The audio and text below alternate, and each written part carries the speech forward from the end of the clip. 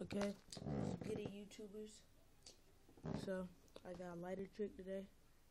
This is a 360 home lighter, and 360 home is a bigger flame. Well, about the same, really. But so this releases the gas, and then what you want to do is light one of them, and then you want to press the gas button on the other one. So now y'all can see that. It junk go in, doesn't it? And these are the two that do it the best. Like, I tried other ones, but these two work the best.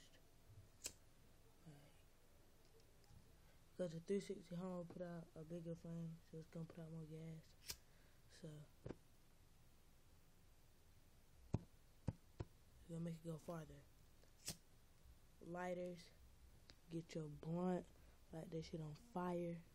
You got them, enjoy some good smoke. Peace.